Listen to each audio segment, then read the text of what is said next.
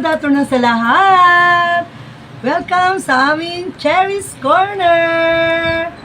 Ako nga pala si Cherry Boloso, ang nagsasabing good morning sa lahat! Good morning, friend! Good morning, your friend Cherry, and welcome sa ating Cherry's Corner! Ito ang ating first episode, and napapansin nyo naka-red kami dalawa. Yes! Red na red! Para sa iyo ba, friend Cherry, ano bang symbolize ng pula?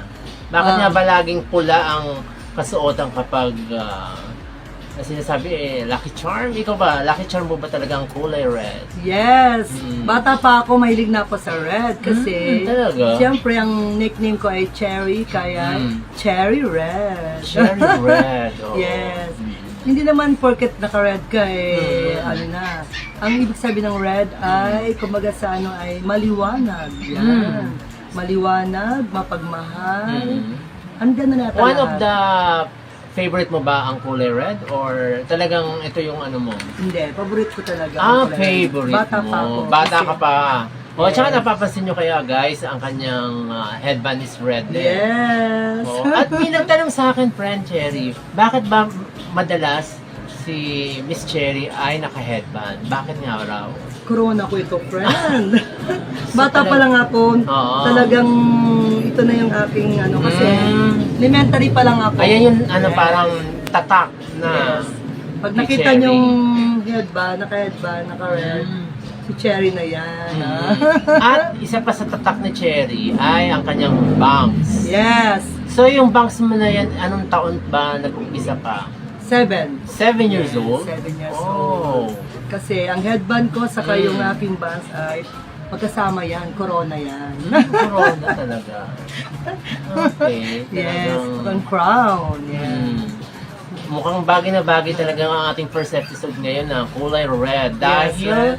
ay Chinese New Year. Yes, Chinese New Year. So, kamusta ang inyong paghahanda sa pagsalubong sa Chinese New Year? Ikaw ba Chinese New Year, Cherry, ano ba yung minahanda mo pagkain? Siyempre, andyan dyan na yung prutas. Prutas, Siyempre, number oo. 1 yan, prutas.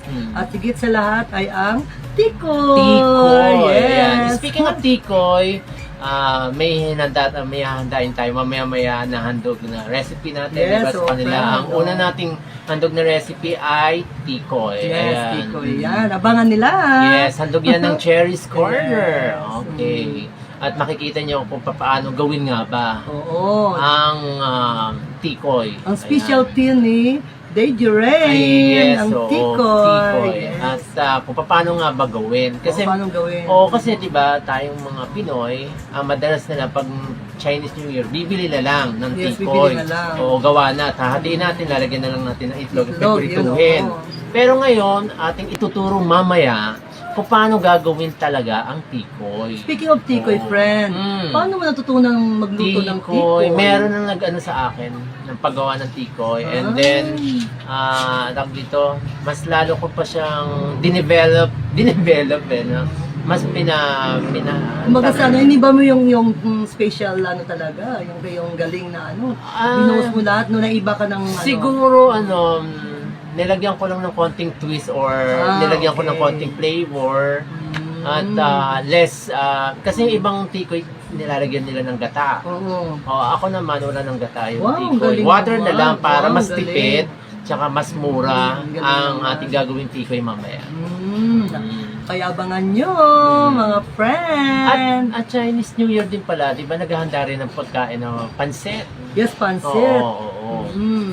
Tsaka Parang- yung iba, parang naglalagay din sila ng isda. Yung isda rin, mahilig sila. Saka chicken din, friend. Oo, okay. Ang hilig nila yung chicken, yung parang black chicken.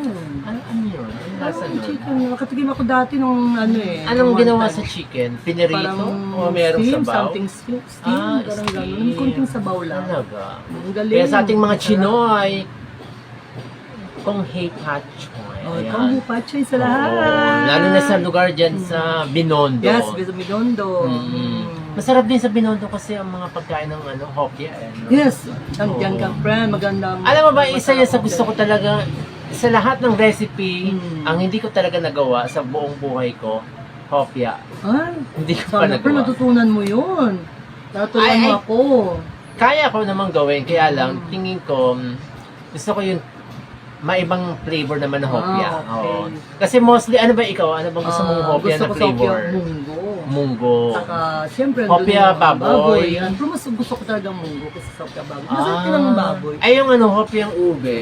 Yes, masarap Masarap din. din. Pero sa lahat talaga munggo. Munggo. Kasi gulay siya eh. Ah, Alam naman ako, milig sa gulay.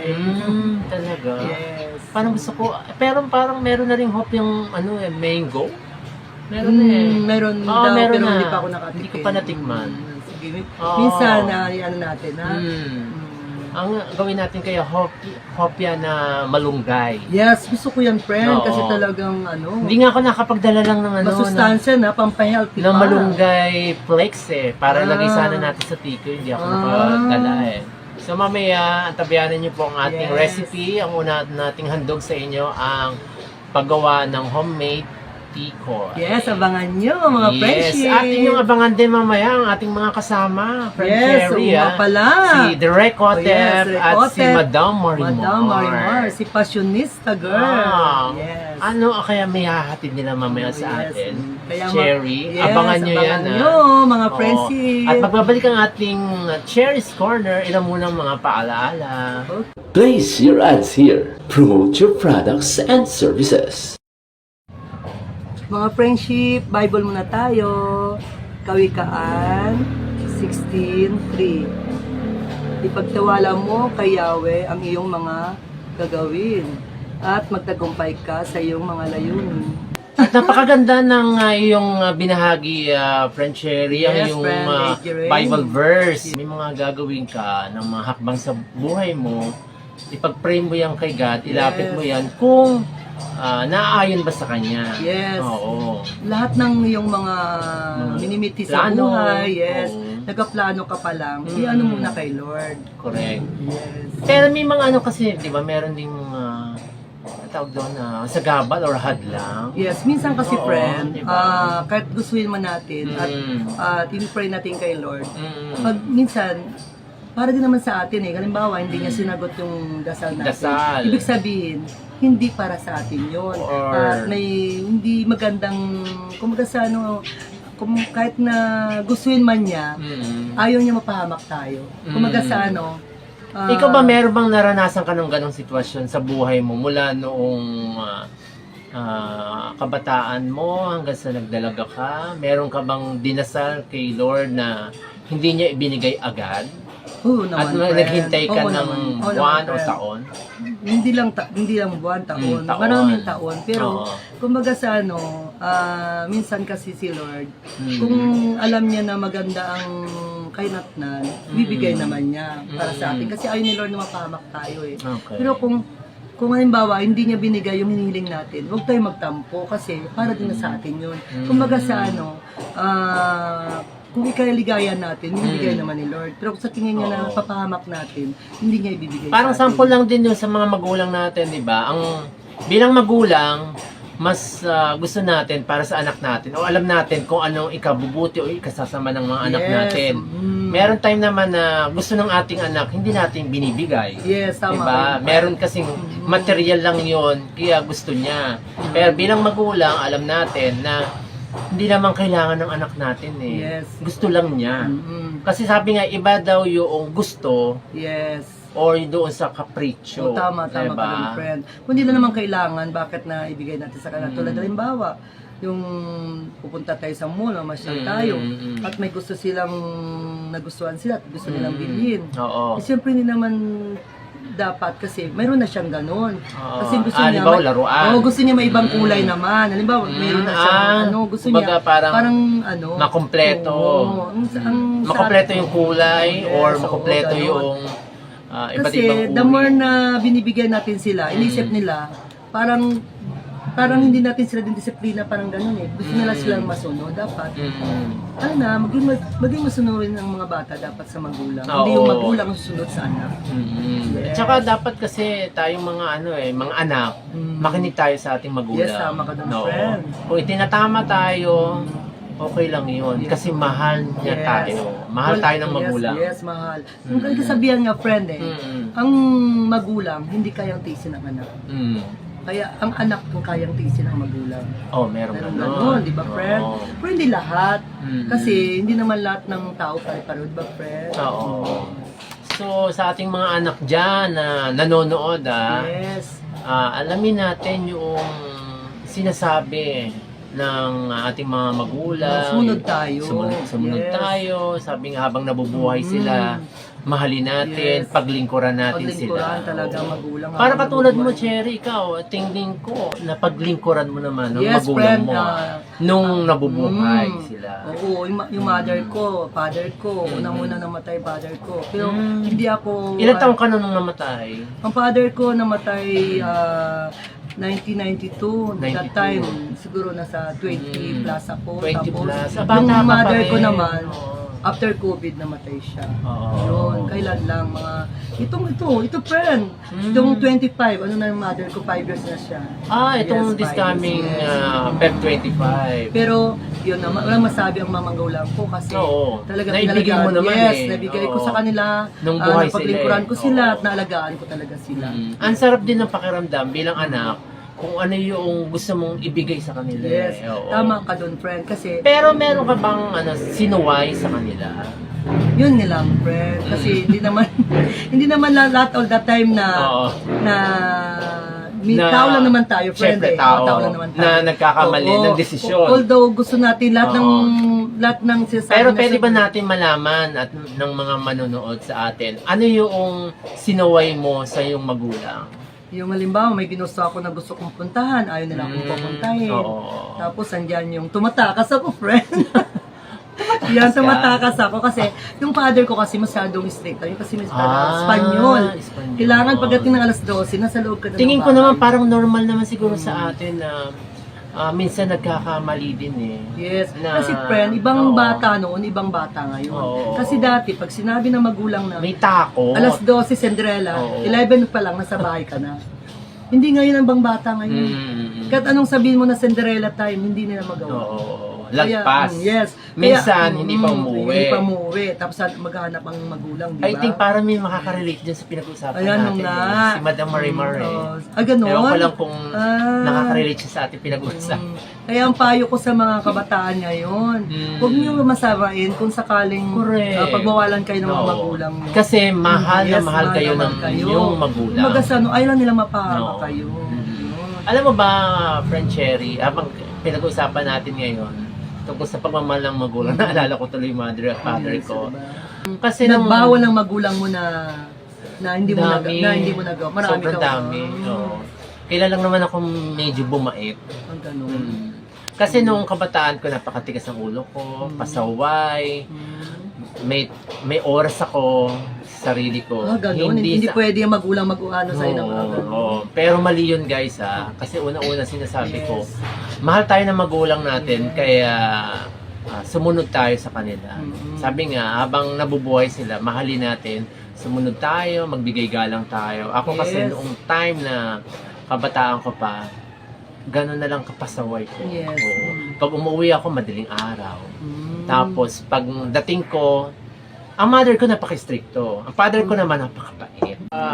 Napaka-easy na lang natin i-summary. Pasaway si DJ noon. Pero at least, friend, Oo. kita mo naman sa mga magulang mo na sa huling sandali Anong huling sandali yun sa father ko kasi, hindi ako nakahingi ng tawad sa kanya nung buhay pa siya nung time na bago siya mamatay ng ilang minuto na lang. Ang utos pa nga sa akin niya, tulungan mo nanay mo sa labas, nag-iigib. So parang nagmamaktol pa ako noon. Ganun. Oo. Nung time na yun, parang 20 years old na ako.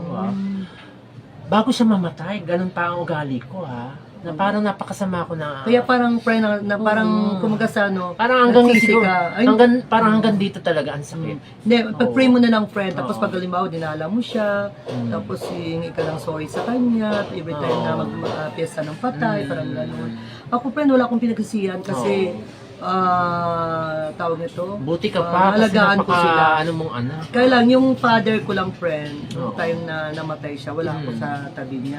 Yung Ah. mother ko, So napakasakit nun. yung masakit talaga. Talaga hindi mo siya maano man na. nung namatay kasi ang father ko, nasa ibang ano ako eh, ibang Oo, lugar ako, friend. oo. Eh. Pero yung mother ko talaga, dito talaga siya sa tabi ko namatay. Oo. Ako na emotion.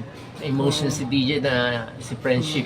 Parang kasi pag tungkol sa pinag-uusapan kalungkutan, parang Yes. yung ating puso at kalooban. Pero alam mo, friend, kahit matagal na Oo. silang nawala sa buhay natin, hindi natin mawala na. May, Oo, yung minsan naisip ko, minsan talagang iba talaga ang feeling na may magulang. Iba pa din Iba talaga.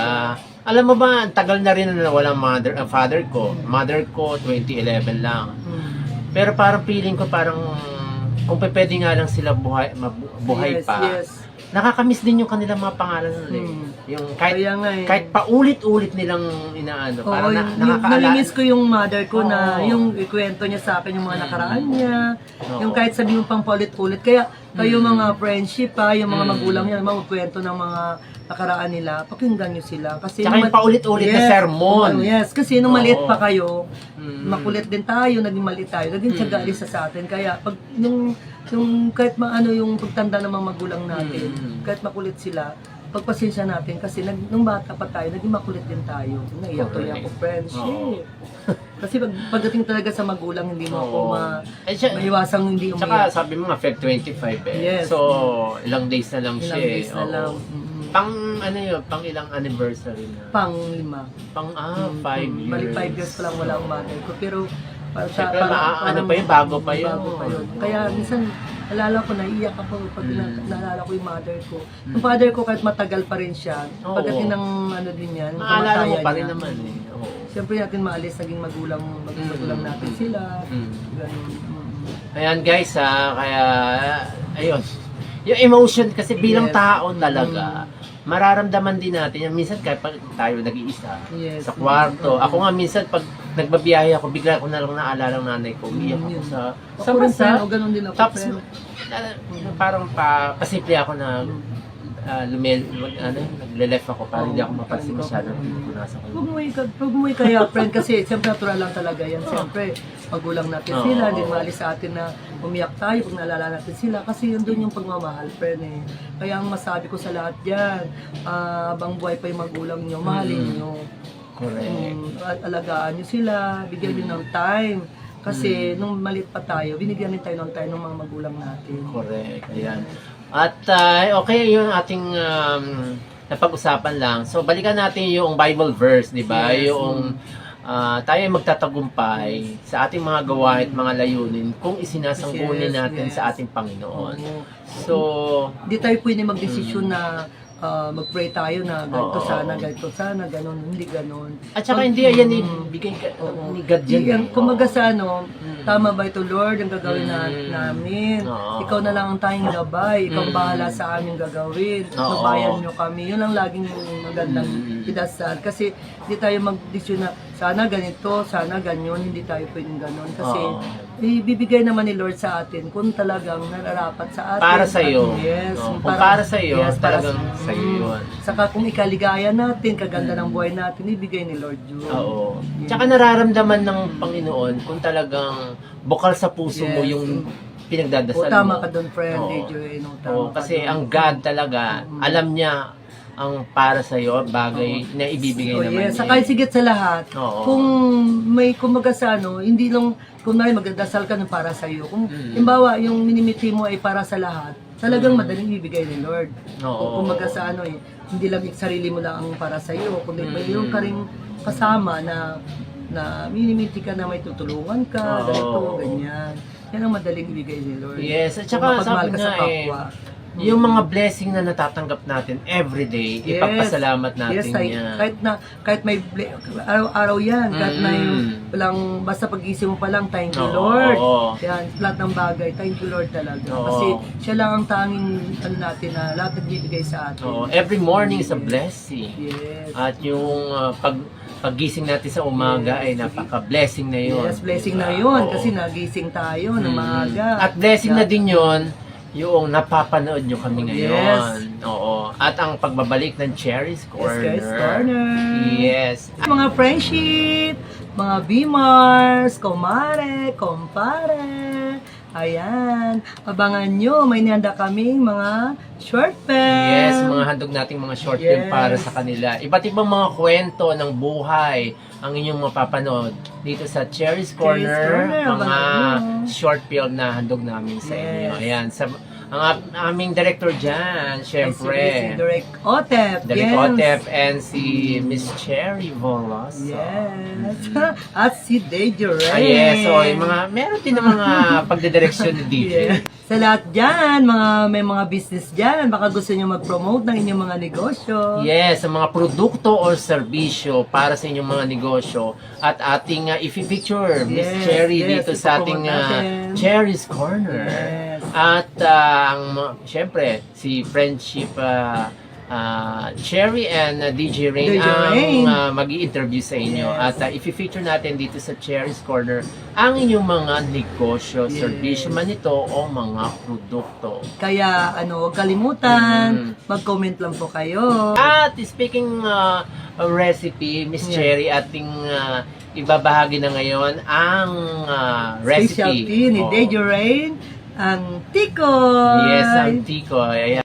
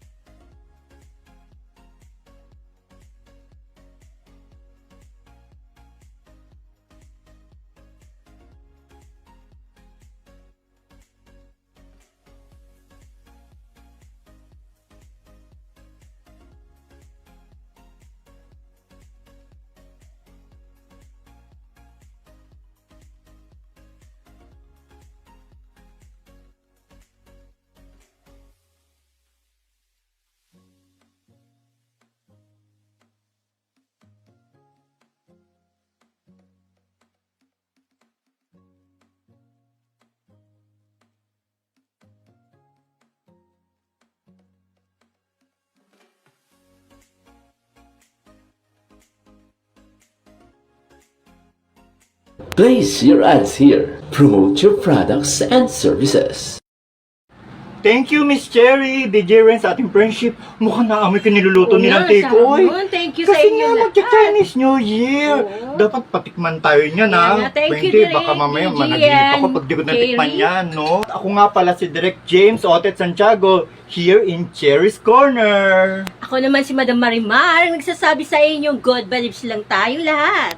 Yes, di ba nabanggit ko yung tikoy kanina? Siyempre, pag may tikoy, siyempre, magcha-Chinese New Year. Happy Chinese New Year sa lahat!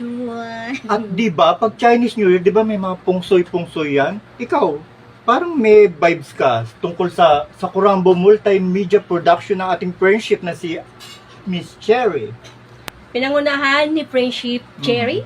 Ang masasabi ko lang po sa iyo ay andun na yung motivation mo na dapat paunlarin ng ating media. Pero meron kasi nakapaligid na hindi ka nais-nais. Kaya ang masasabi ko lang sa iyo, wag na wag mong papakinggan ang bawat isa sa kanila.